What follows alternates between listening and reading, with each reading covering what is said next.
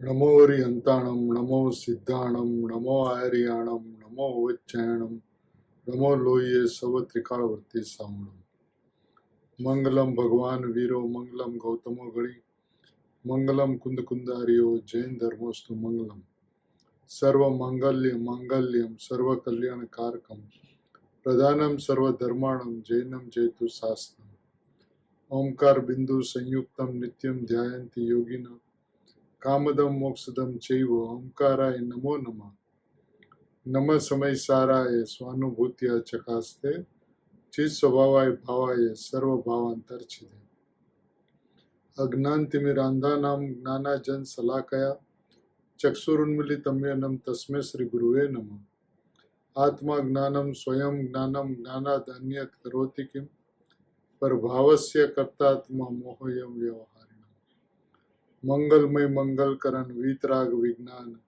नमुतई जाते भय हरियंतादि महान ओम नमः सिद्धेभ्य नमः सिद्धेभ्य नमः सिद्धेभ्य મહાવીર પરમાત્માના શાસનમાં કુનકુન આચાર્ય ભગવાનની આમનાઈમાં અમૃતચંદ્ર આચાર્ય ભગવાનની પરંપરામાં પરમ કૃપાળુ પૂજ્ય ગુરુદેવ શ્રીના મહામંગલ પદાર્પણથી જગતના ભવ્ય જીવો શુદ્ધાત્મા એટલે કે ભગવાન આત્મા એટલે કે શુદ્ધ અંત તત્વ કેવું છે, એને પ્રાપ્ત કરવાની વિધિ શું છે, કઈ રીતે એનું લક્ષ દ્રષ્ટિ અને નજર તેની ઉપર જાય તો આત્માની અનુભૂતિ થાય, એ વિધિ વિધાન અત્યંત સ્પષ્ટ થયા. તે ઉપકાર પૂજ્ય ગુરુદેવ શ્રીનો છે અને તે પૂજ્ય ગુરુદેવ શ્રીના શાસનની અંદરમાં એટલે કે ચક્રવર્તી અધ્યાત્મના પૂજ્ય ગુરુદેવ શ્રી હતા. તેમના શાસનમાં પૂજ્ય લાલચંદભાઈના પદાર્પણથી ખરેખર જોઈએ તો 4 ચાંદ લાગી ગયા છે. કારણ કે પૂજ્ય ગુરુદેવ શ્રીએ જેમ કુંદકુન આચાર્યદેવ, અમૃતચંદ્ર આચાર્યદેવ, પદ્મપ્રભમલ ધારીદેવના હૃદયને ખોયલા, એવી રીતે આદરણીય પૂજ્ય લાલચંદભાઈએ ગુરુદેવના હૃદયને ખોયલા. અને ગુરુદેવના હૃદયને ખોયલા એટલે ખરેખર તો તીર્થંકરોના 12 અંગ અને 14 પૂર્વના સારને સમજાવ્યા. અને એ સારને સમજતા આત્માની અનુભૂતિના વિધાન કેટલા સરળ છે, કેટલા સુગમ છે, કેટલા સહજ છે, કેટલા સ્વાભાવિક છે, એની સ્પષ્ટતા થઈ છે. હવે આપણે એ પૂજ્ય ભાઈશ્રીના 112મી મંગલમય જન્મ જયંતિ મહોત્સવના ઉપલક્ષમાં પૂજ્ય ભાઈશ્રીના પુસ્તક નિયમસાર પરમાગમના શુદ્ધભાવ અધિકારના જે પ્રવચનો છે, જેની રચના શુદ્ધ અંત તત્વની અંદરમાં સમાવિષ્ટ કરવામાં આવી છે, તેમાં 50 નંબરની ગાથાઓ પર આપણે સ્વાધ્યાય કરી રહ્યા છીએ. જે સ્વાધ્યાયની અંદરમાં અદ્ભુતથી અદ્ભુત રીતે પર્યાયથી ભેદ જ્ઞાન કરાવી, ભેદોથી ભેદ જ્ઞાન કરાવી, અભેદની દ્રષ્ટિ કેમ થાય એ વ્યવસ્થા સમજાવી છે, બતાવી છે, સ્પષ્ટ કરી છે. અને એ ઉપકાર પૂજ્ય ભાઈશ્રીનો અનંતો અનંતો ઉપકાર છે. આપણે જોઈએ સ્વાધ્યાયની અંદરમાં જે વાત ચાલી હતી એમાં છેલ્લી વાત એમ આવી હતી કે પર્યાયમાં પણ નથી તેમ નથી. પર્યાયમાં તો છે, પર્યાયનું અસ્તિત્વ પર્યાયમાં તો છે, પર્યાયનું અસ્તિત્વ પર્યાયમાં પણ નથી એમ નથી. પરંતુ મારી અપેક્ષાએ જોઉં છું, દ્રવ્ય સ્વભાવની અપેક્ષાએ જોઉં છું, ભગવાન આત્માની અપેક્ષાએ જોઉં છું, તો એ વસ્તુ છે તો પર્યાય અવસ્તુ છે. એ જીવ છે તો પર્યાય અજીવ છે. અજીવ એટલે પૂતગલ નહીં, પણ હું નહીં. એવી અદ્ભુત વાત, અલૌકિક વાત પૂજ્ય ભાઈશ્રીએ કરી છે. વસ્તુનું વિધાન અત્યંત સ્પષ્ટ કર્યું છે. પર્યાયની અપેક્ષાએ જો જોવામાં આવે તો એ એક સમયનું વિદ્યમાન સત છે. અને આ પર્યાય એક સમયનું વિદ્યમાન સત હોવાને કારણે અનાદિ અનંત ક્રમબદ્ધ છે, અનાદિ અનંત ક્રમ નિયમિત છે. જે સમયે જે પરિણામ જેવી રીતે થવા યોગ્ય છે તે સમયે તે પરિણામ તે સમયે થાય છે. એમાં આગળ પાછળનું કોઈ વિધાન નથી. એને કોઈ આગળ પાછળ ક્રમમાં ફેરફાર કરી શકે એવી વ્યવસ્થા નથી. માટે કોઈ એમ વ્યવહારે એમ કહેતું હોય કે ભાઈ કર્મનો ઉદય જેવો છે એવો તો ભોગવવો પડે ને, તે વાત સર્વથા જૂઠી છે. કારણ કે પર્યાયની ક્રમબદ્ધતા અનાદિ અનંત છે, જ્યારે કર્મની વ્યવસ્થા અમુક ક્રોડાક્રોડી વર્ષો સુધીની જ હોય છે. અને ક્રોડાક્રોડી વર્ષોની વ્યવસ્થાનો મતલબ એ છે કે અનાદિ અનંત વ્યવસ્થા નથી. એટલે કે જે સમયે જે પરિણામ જે પ્રમાણે થવા યોગ્ય હોય છે એ પ્રમાણે જ ભાવ થાય છે. જે પ્રમાણે ભાવ થાય છે તેનું નિમિત્ત પામીને તેવા જ કર્મ બંધાય છે. એટલે પ્રભુ એક વાતની વ્યવસ્થાને સમજી લ્યો કે ભાઈ પર્યાય ક્રમબદ્ધ છે એ અનાદિ અનંત નિશ્ચિત છે. અને જેને પર્યાય ક્રમબદ્ધ છે એ અનાદિ અનંત નિશ્ચિત છે, નિયમિત છે, ક્રમબદ્ધ છે, ક્રમ નિયમિત છે, વાત જેને સમજાય છે તેની દ્રષ્ટિ પર્યાય ઉપરથી હટી જાય છે. એ પર્યાયની અંદરમાં અદલ બદલ કરવાનું, ફેરફાર કરવાનું, આગળ પાછળ કરવાનું, ઉપર નીચે કરવાનું કોઈ વ્યવધાન નથી. જ્યારે એની વ્યવસ્થા જ નથી તો પ્રભુ તો એની પરથી દ્રષ્ટિ હટાવી લે. ને તું અનાદિ અનંત પરિપૂર્ણ પરમાત્મા છો, શુદ્ધાત્મા છો, ભગવાન આત્મા છો, એની પર દ્રષ્ટિ કર. એની ઉપર દ્રષ્ટિ કરીશ તો શું થશે? અભેદની દ્રષ્ટિ થશે. અભેદની દ્રષ્ટિ થશે તો આત્માની અનુભૂતિ થશે, શુદ્ધોપયોગનો જન્મ થશે. શુદ્ધોપયોગનો જન્મ થતા આનંદની રેલમ છેલમ ચાલશે પ્રભુ અંદરમાં. હવે કુનકુન આચાર્ય મહામુનિરાજ અને પદ્મપ્રબલ ધારીદેવ ભાવિ તીર્થાદિનાથ એ વાતને સમજાવે છે કે અમે અમારી ભાવનાને અર્થે રચેલું આ શાસ્ત્ર એ પરમ ઉપકારી શાસ્ત્ર છે. પ્રભુ કેવી રીતે ઉપકારી છે? તો કે છે કે જે કોઈ વિભાવ ગુણ પર્યાયો છે, આગળ કહ્યું ને, જે કોઈ વિભાવ ગુણ પર્યાયો છે કહ્યું એનો અર્થ આત્મામાં છે એમ નથી. વિભાવ ગુણ પર્યાયો છે, પણ છે એટલે આત્મામાં છે એમ નથી. કેટલી સુંદર વાત! એના અસ્તિત્વને રાખ્યું અને પોતાના ત્રિકાળી ધ્રુવ અસ્તિત્વની અંદરમાં એની નાસ્તિને સિદ્ધ કરી. એનું અસ્તિત્વ છે, છ દ્રવ્ય છે. છ દ્રવ્યનું અસ્તિત્વ જો મારામાં આવી જાય તો છ દ્રવ્યનો નાશ થઈ જાય, એના અસ્તિત્વનો નાશ થઈ જાય. તો એવું તો નથી, સસલાના શિંગડા સમાન તો નથી. એનું અસ્તિત્વ તો છે પણ મારામાં નથી. હું એવું અનાદિ અનંત એકરૂપ સત પરમાત્મા તત્વ સામાન્ય ધ્રુવ ત્રિકાળી ભગવાન આત્મા છું એવું છે. એ વાતને ખૂબ સ્પષ્ટ સમજાવી છે. એટલે કે છે કે જે વ્યવહારથી જે કહેવામાં આવ્યા કે ભાઈ આ ભેદો જેટલા નથી નથી નથી નથી નથી એમ કહેવામાં આવ્યા, કે 49મી ગાથામાં કહ્યું કે બધા ભેદો વ્યવહારથી પ્રધાનતાથી જોવામાં આવે તો તે વિદ્યમાન છે.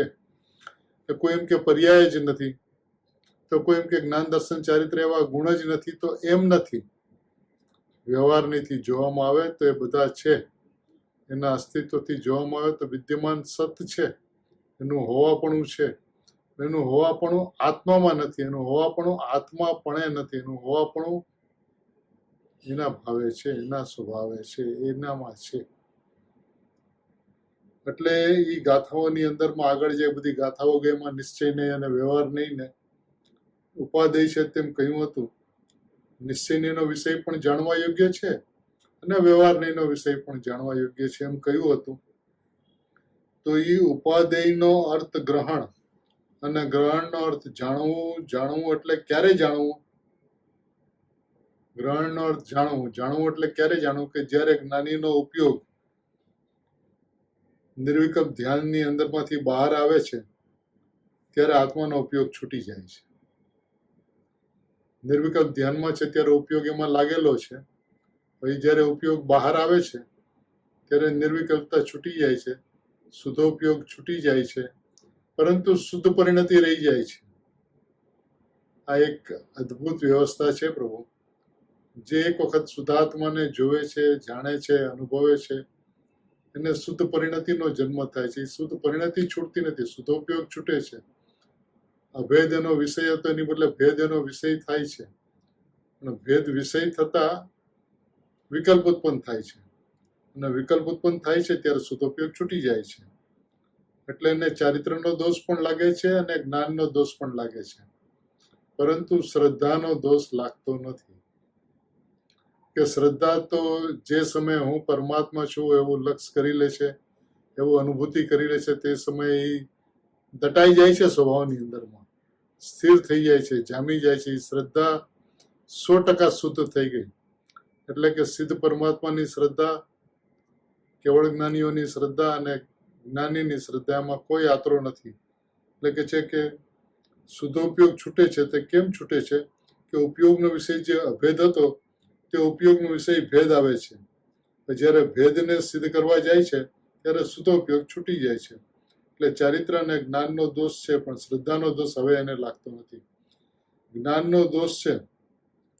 જ્ઞાનનો વિષય જાણવા માટે પણ ભેદ નથી પ્રભુ. આ એક વાત બહુ જ અગત્યની, મહત્વની, સમજવા યોગ્ય છે કે જ્ઞાનનો વિષય જાણવા માટે ભેદ પણ નથી. કારણ કે જો ભેદ એનો વિષય થઈ જાય તો કેવળ જ્ઞાન કોઈ દિવસ થાય જ નહીં. જ્યારે જ્યારે શ્રદ્ધાનો વિષય અભેદ જ્ઞાયક છે, એ જેમ શ્રદ્ધા છૂટતી નથી એમ જ્ઞાનનો વિષય પણ જ્યારે અભેદ થાય છે ત્યારે અનુભૂતિની અંદરમાં એક અંતર્મુહૂર્ત લીન રહેતા કેવળ જ્ઞાન થઈ જાય છે. એટલે જ્ઞાનનો વિષય પણ અભેદને જાણવા રોકાય એ છે. પૂજ્ય ભાઈશ્રીએ આ વાત અત્યંત સ્પષ્ટ કરી છે, બહુ જ સુંદરપણે સ્પષ્ટ કરી છે. આ વાત શાંતિથી વિચારવા જેવી છે કે ભેદને જાણતા કેવળ જ્ઞાન અટકી જાય છે. ને એક અંતર્મુહૂર્ત અભેદને જાણવા રોકાઈ જાય તો કેવળ જ્ઞાન થઈ જાય છે.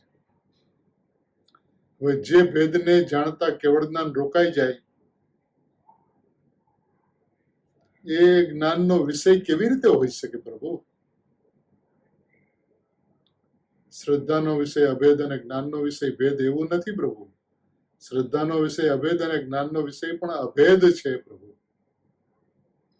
હે નાથ, હે ભવ્ય જીવો, હે ભગવંતો, આવો સુવર્ણ કાળ, આવો સ્વર્ણિમ અવસર, આવો મહાપુરુષોનો સમાગમ, એમની આવી અદ્ભુત વાણી સુરક્ષિત રહી ગઈ, અક્ષરશઃ પ્રકાશિત થઈ ગઈ અને આપણો માર્ગ, પ્રશસ્ત માર્ગ ખુલ્લો કરી દીધો.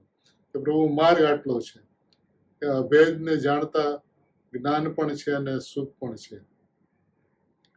ભેદને જાણતા જ્ઞાન પણ નથી અને સુખ પણ નથી. સમયસર કળશ ટીકા પહેલા કળશનો આ બોલ અદ્ભુતમાં અદ્ભુત છે, અલૌકિકમાં અલૌકિક છે. તો કે છે અંતર્મુહૂર્ત અભેદને જાણતા ઉપયોગ રોકાઈ જાય તો કેવળ જ્ઞાન પ્રગટ થઈ જાય. અને ભેદને જાણવા જાય તો શ્રેણી પણ આવતી નથી. તો કેવળ જ્ઞાનનો પ્રશ્ન જ ક્યાં છે? જ્યારે ભેદને જાણવા જાય છે તો શ્રેણી નથી આવતી, શુદ્ધોપયોગ છૂટી જાય છે, સપ્તમ ગુણસ્થાનમાંથી છઠ્ઠા ગુણસ્થાનમાં આવી જાય છે.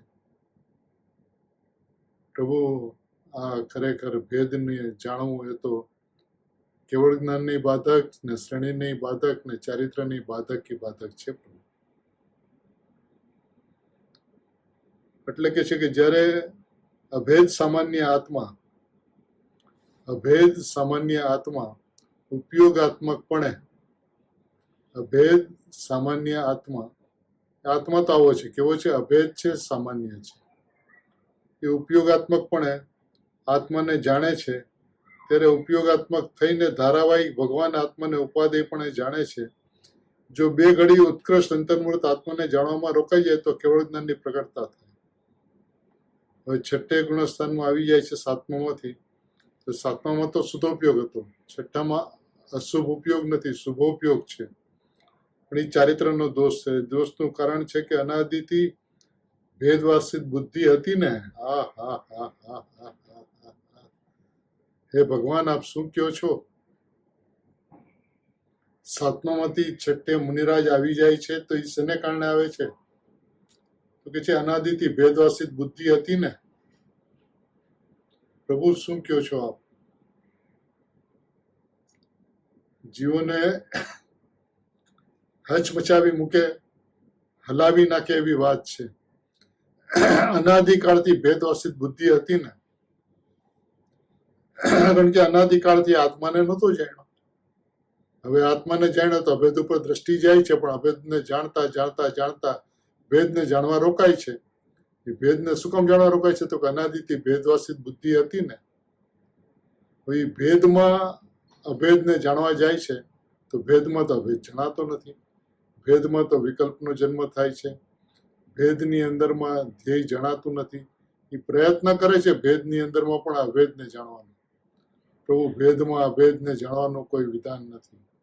અંશમાં અંશીને જાણવાનું કોઈ વિધાન નથી. હું અંશી છું એ ભાવની અંદરમાં અંશી જણાય છે. શું કીધું?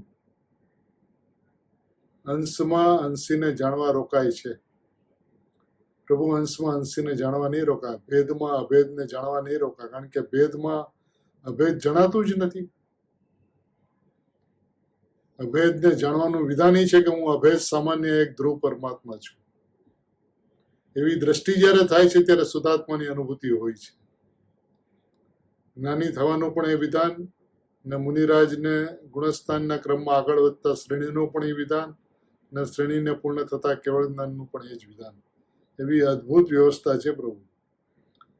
હવે બીજી વાત કે છે કે અભેદના જ્ઞાનપૂર્વક ભેદના ઉપયોગને જ્ઞાન ભલે જાણે, અભેદના જ્ઞાનપૂર્વક ભેદના ઉપયોગને જ્ઞાન ભણે ચાલે. એ ઉપયોગ પર સત્તાવી લંબનશીલ થઈ ગયો છે. અભેદના જ્ઞાનપૂર્વક ભેદને જાણતા ઉપયોગ છે કેવો થઈ ગયો? પર સત્તા અવલંબનશીલ થઈ ગયો છે. એને પરદ્રવ્યનો આશ્રય લીધો. ભેદને જાણતા પરદ્રવ્યનો આશ્રય લીધો. જીવના નિશ્ચય મોક્ષ માર્ગના પરિણામ, કારણ કે જે ઉપયોગ ભેદને જાણે છે એ મોક્ષ માર્ગને નથી સાધતો. જે ઉપયોગ ભેદને જાણવામાં રોકાણો છે એ મોક્ષ માર્ગને સાધતો નથી. જીવના નિશ્ચય મોક્ષના પરિણામ, મોક્ષ માર્ગના પરિણામ, સમ્યક દર્શનના ભેદો, સમ્યક જ્ઞાન, સમ્યક ચારિત્ર, એ ભેદને જાણવું તે પરદ્રવ્યને જાણવું છે. સમ્યક દર્શન, સમ્યક જ્ઞાનના ભેદોને જાણવું, સમ્યક ચારિત્રને જાણવું, એ પરદ્રવ્યનું જાણવું છે પ્રભુ. એ હું નથી. જાગી જા પ્રભુ, જાગી જા નાથ. સમ્યક દર્શનના પરિણામ, સમ્યક જ્ઞાનના ભેદો, સમ્યક ચારિત્રના ભેદો, એ જાણવું એ આત્માનું જાણવું નથી પ્રભુ. એ પરદ્રવ્યનું જાણવું છે.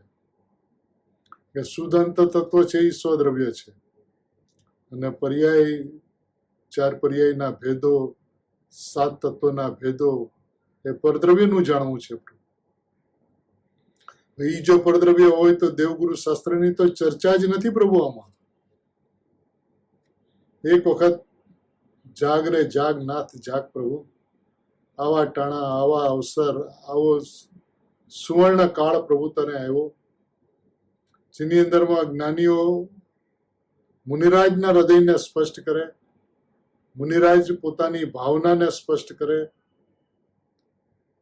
અને જ્ઞાનીઓ મુનિરાજના હૃદયને સ્પષ્ટ કરી પોતાની સ્થિતિને વર્ણવે અને કહે છે કે પ્રભુ ઉપયોગને સાધતા,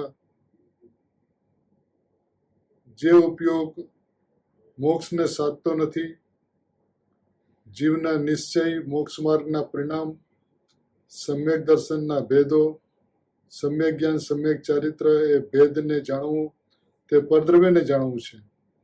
એ પરદ્રવ્યને જાણતા તને દોષ લાગે છે, તેને જ્ઞાનમાં શ્રેણી આવતી નથી, અને કેવળ જ્ઞાન પણ થતું નથી. તેને જે અસ્થિરતાનો રોગ ઉત્પન્ન થાય, રાગ ઉત્પન્ન થાય છે, તે યથાખ્યાત ચારિત્રને બાધક છે અને કેવળ જ્ઞાનને પણ બાધક છે. જે ઉપયોગ ભેદને જાણવા રોકાય છે તે કેવળ જ્ઞાનને પણ બાધક છે અને યથાખ્યાત ચારિત્રને પણ બાધક છે. 49મી ગાથાની અંદરમાં વ્યવહાર નહીં ને ઉપાદેય કહેવામાં આવ્યો હતો, પરંતુ શુદ્ધ નિશ્ચય નહીંના બળે તેઓ હેય છે એવું જાણજે. વ્યવહારથી કોઈ વાત ઉપાદેય કહેવામાં આવે,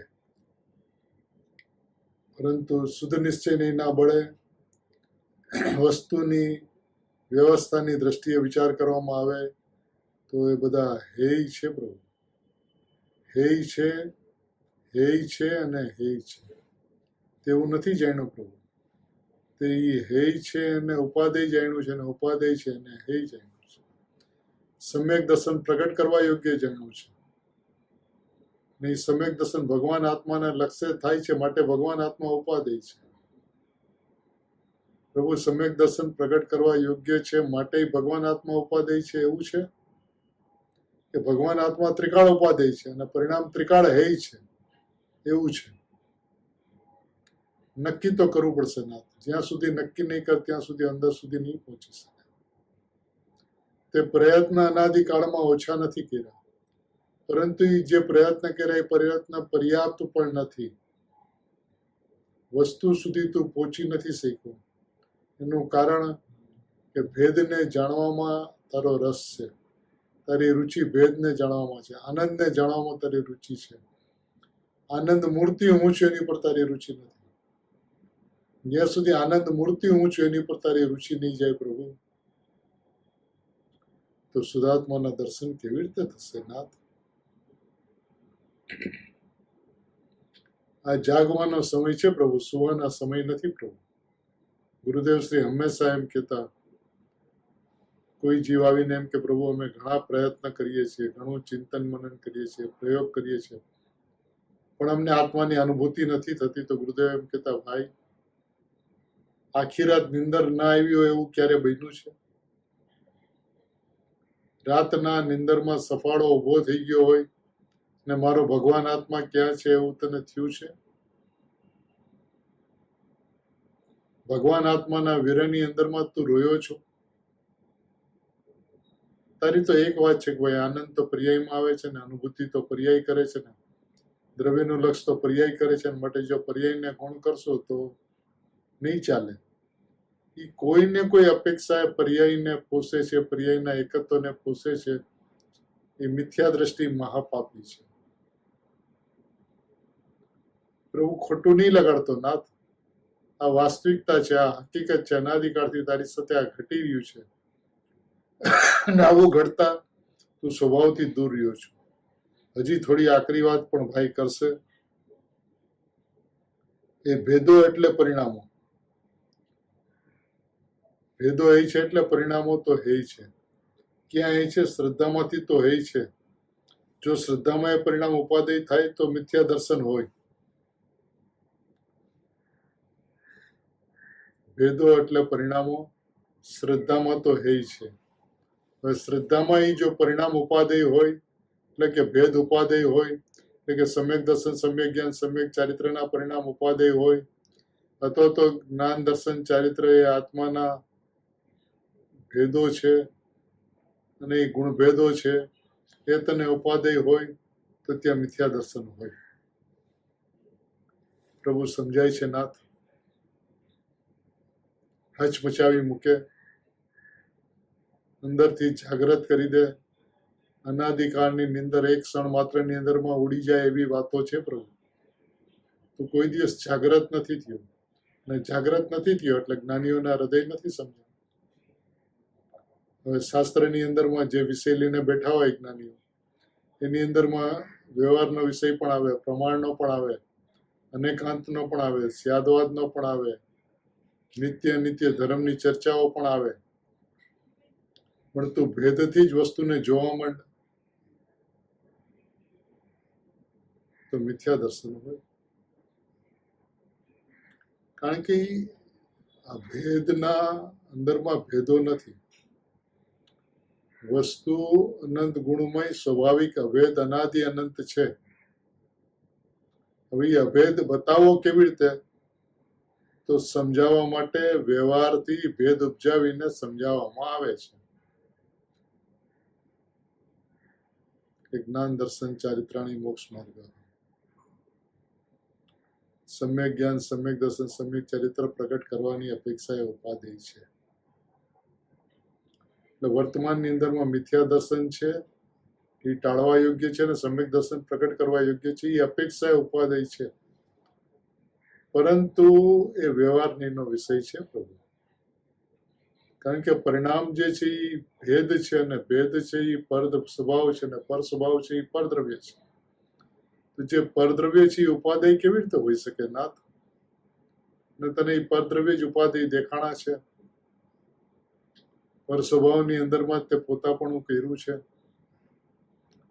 ત્રિકાળ જ્ઞાન દર્શન ચારિત્રમય ભગવાન આત્મા છે, સામાન્ય છે, એકરૂપ છે, પરિપૂર્ણ છે, ભગવાન છે, વિદ્યમાન છે, સત છે, હાજરા હાજુર છે, ત્રિકાળ સત્તા છે. એની સમૂહ એક વખત પણ હું છું એવો આદર નથી કર્યો, એવો વિશ્વાસ નથી કર્યો, અને હંમેશા તેનો અનાદર કર્યો છે. મારે સમ્યક દર્શન પ્રગટ કરવું છે. પ્રભુ, વાત તો સમ્યક દર્શન પ્રગટ કરવું છે એ સાચી.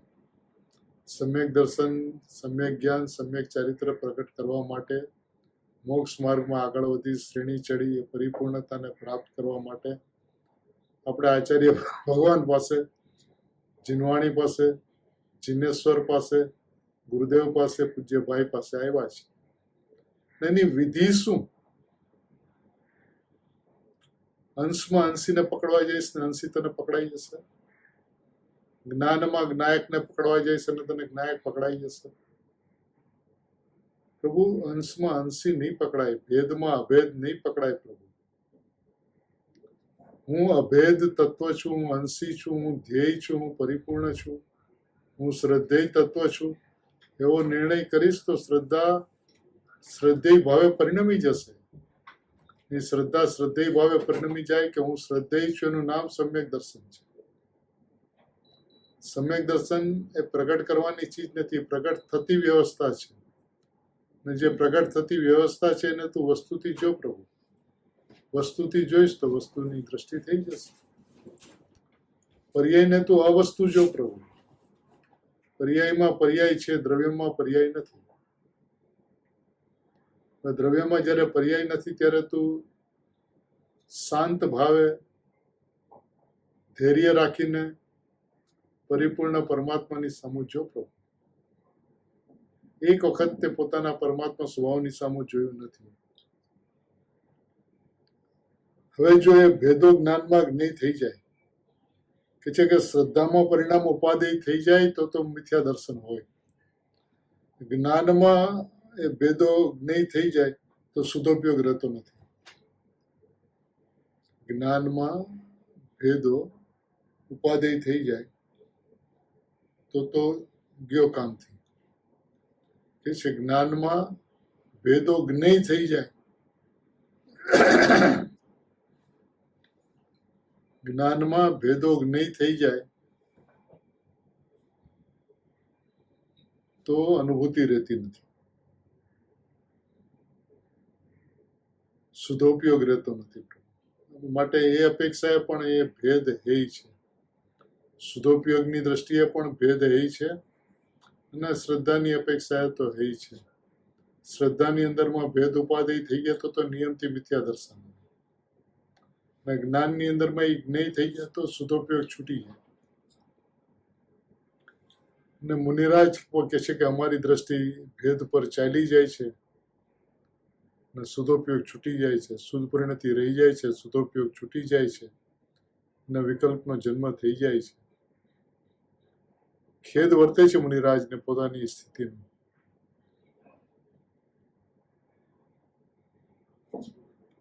તેઓ શુદ્ધ નિશ્ચયને હેય છે.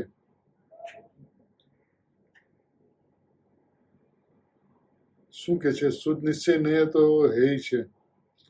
જાણેલો પ્રયોજનવાન છે તો તે સવિકલ્પ દશા થઈ ગઈ. તો તારે ભેદને જાણવું છે કે તારે અભેદને જાણવું છે? નક્કી કર. પ્રભુ,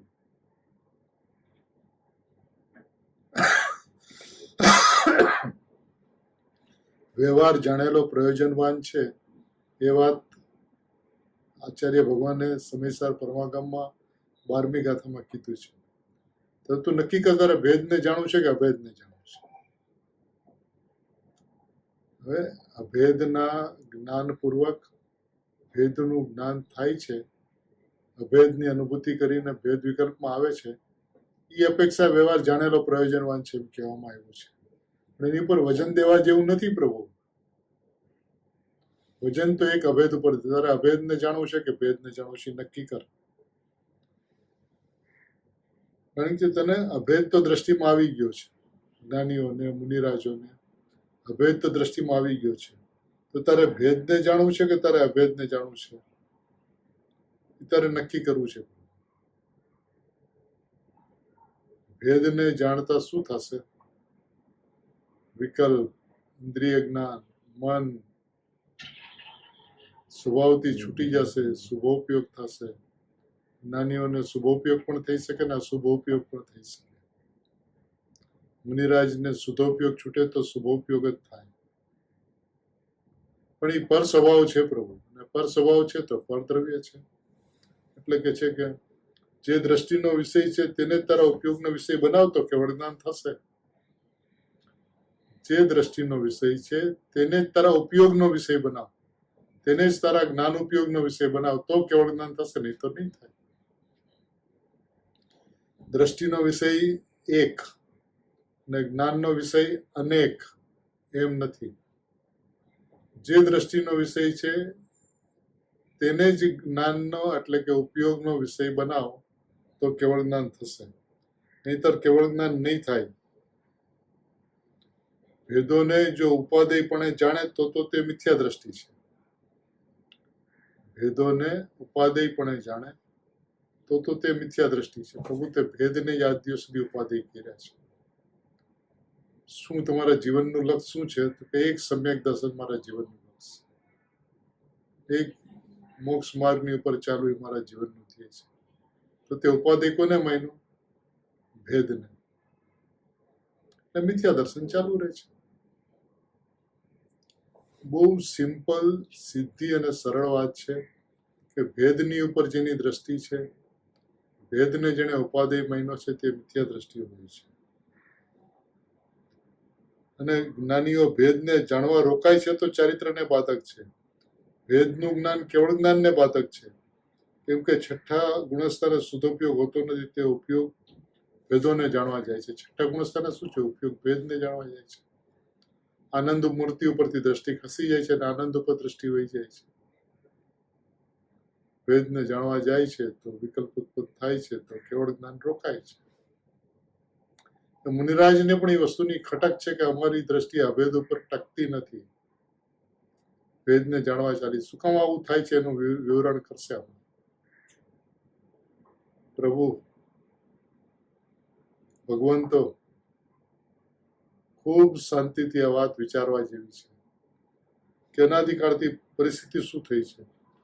તો કે છે હવે જે વાત કરે છે એ વાત જ્ઞાનીઓ માટે વાત કરે છે, પણ આ વાત આત્માર્થીઓને પણ એટલી જ લાગુ પડે છે કે એની દ્રષ્ટિ આત્મા ઉપર શું કામ નથી થતી. જ્ઞાનીઓની વાત એટલે કરે છે કે એની અભેદ ઉપર દ્રષ્ટિ ટકતી નથી. અભેદની દ્રષ્ટિ જાય છે અને જ્ઞાન ભેદને જાણવા રોકાય છે ને શુદ્ધોપયોગ છૂટી જાય છે, શુદ્ધ પરિણતિ રહી જાય છે, શુભોપયોગ પ્રગટ થઈ જાય છે. એ શું કામ થાય છે તેનું કારણ આપે છે. અનાદિકાળથી જીવોની ભેદવાસિત બુદ્ધિ હોવાથી. તેની બુદ્ધિ ભેદવાસિત છે ને. શું કે છે? અનાદિકાળથી જીવોની ભેદવાસિત બુદ્ધિ હોવાથી. અનાદિકાળથી ભેદવાસિત બુદ્ધિ હોવાથી એ વાતનો પંચાસ્તિકાઈની 172 નંબરની ગાથામાં આવે એક શબ્દ છે. સમ્યક દ્રષ્ટિ માટેની વાત છે, મિથ્યા દ્રષ્ટિની વાત નથી.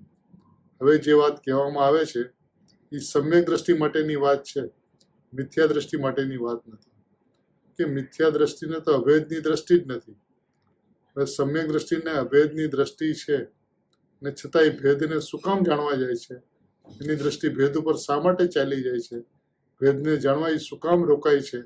એનું વિવરણ સાંભળવા જેવું છે પ્રભુ. અને આ વાત જેટલી જ્ઞાનીઓને લાગુ પડે છે એટલી જ આ વાત આત્માર્થીઓને લાગુ પડે છે. શું કે છે? મિથ્યા દ્રષ્ટિની વાત નથી. સમ્યક દ્રષ્ટિને પણ અનાદિકાળથી ભેદવાસિત બુદ્ધિ હોવાથી. મિથ્યા દ્રષ્ટિની વાત નથી. સમ્યક દ્રષ્ટિને પણ અનાદિકાળથી ભેદવાસિત બુદ્ધિ હોવાથી અને ઘણા શાસ્ત્રો ભણેલો હોવાથી હોવાથી ભૂતકાળની અંદરમાં માર્ગ અનંત વખત મળ્યો, તીર્થંકર પરમાત્મા અનંત વખત મળ્યા, જીનવાણી અનંત વખત મળી, જીનવાણીનો સ્વાધ્યાય અનંત વખત કર્યો, શાસ્ત્રોનો સ્વાધ્યાય ખૂબ કર્યો, થોડા શાસ્ત્રો નહીં ઘણા શાસ્ત્રો ભણેલો હોવાથી અને ધારણામાં પણ ભેદને સંગરવાનો ઘણો કચરો રાખ્યો હોવાથી. શું કે છે પ્રભુ? વિચાર તો કર નાથ.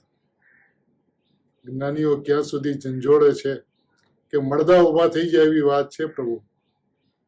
પૂજ્ય ભાઈએ એવી વાત કરી છે જેનાથી મળદા ઉભા થઈ જાય. કરે પ્રભુ આપ શું કહો છો?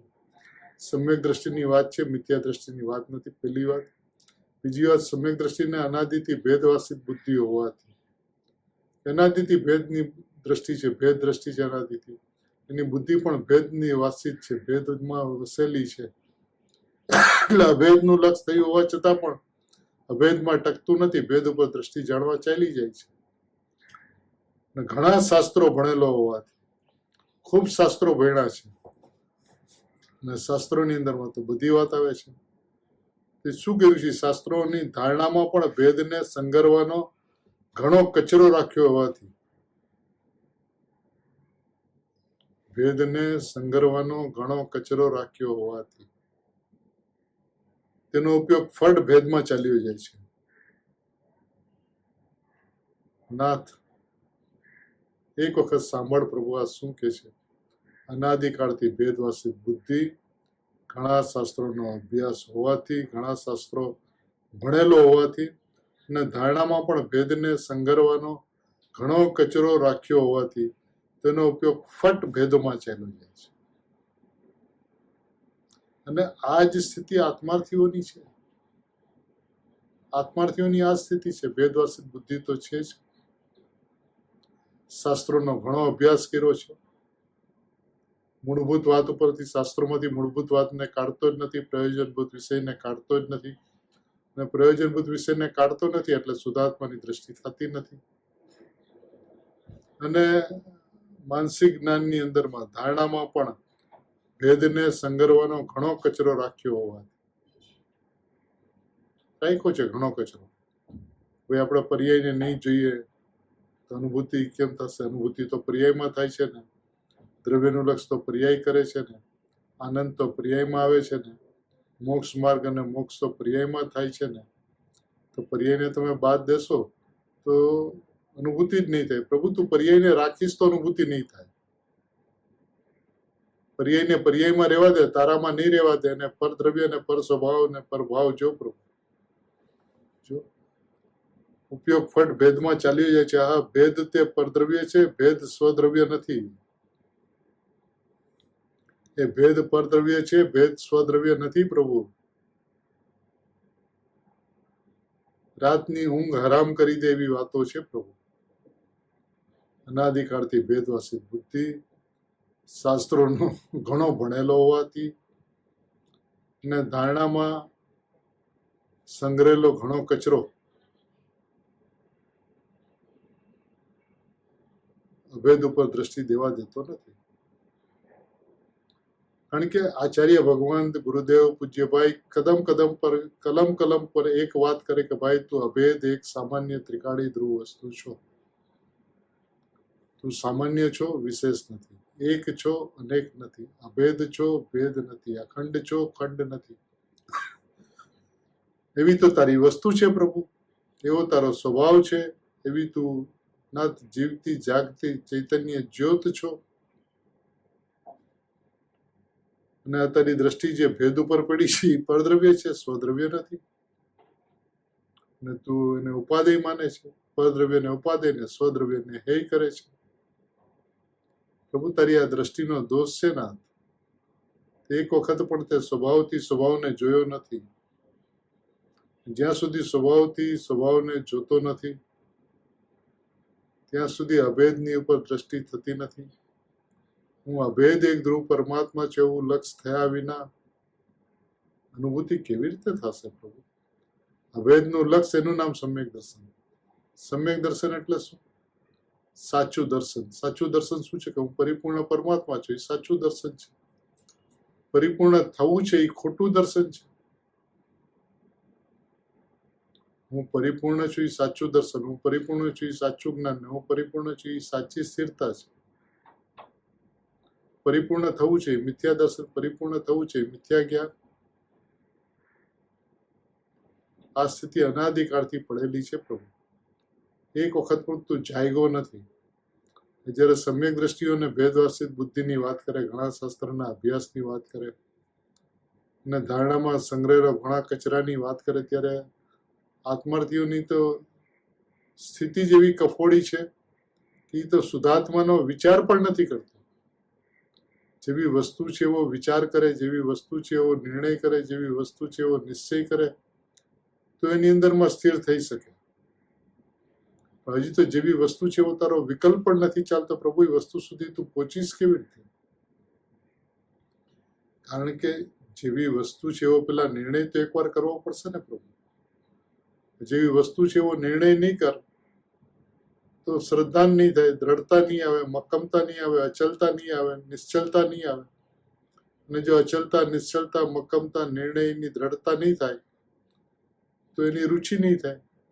રુચિ નહીં થાય તો મહિમા નહીં આવે, મહિમા નહીં આવે તો લીનતા નહીં થાય, લીનતા નહીં થાય તો અનુભૂતિ નહીં થાય. બધી સંકળાયેલી વસ્તુ છે પ્રભુ. એક વખત તું શાંત થઈને પ્રભુ વિચાર કર કે આ આચાર્ય ભગવંતો તો જે કે છે એ તો ગજબની વાત કરે છે, પણ પૂજ્ય ભાઈશ્રી પણ શું કે છે? અનાદિકાળથી ભેદવાસિત બુદ્ધિ, સમ્યક દ્રષ્ટિની વાત,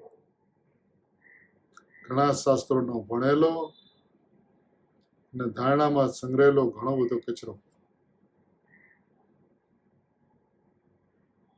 શું કરશે? ધારણામાં શું સંગ્રહ્યું છે?